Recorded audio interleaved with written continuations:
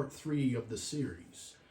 And where we left off was we just connected to our Wi-Fi network, and I did promise you that we are going to set up a RETROPIE. So we go up to RETROPIE,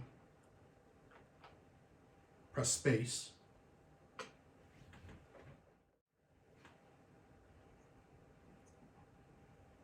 okay, we're here. And first thing you would want to do is go to update RETROPIE setup script to be sure that we have all the latest updates and patches and fixes.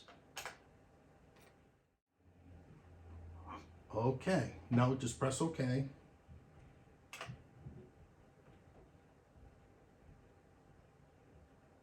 And we're back here. Zoom in for you guys.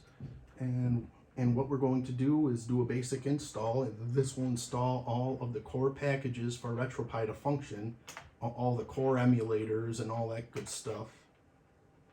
All right.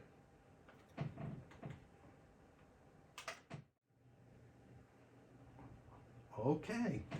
All the core packages are installed. All the emulators and all that good stuff. Now let's go to exit, and let's exit to emulation station, which is the front end. And guys, that's it for this video.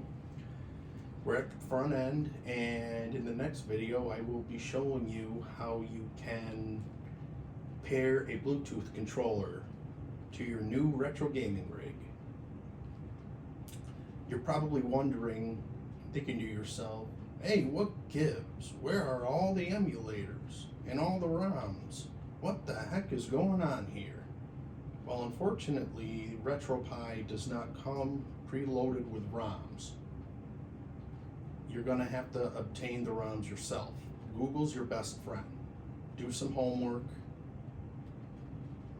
And I will also be making a video in the future of how to get the ROMs on your new gaming rig.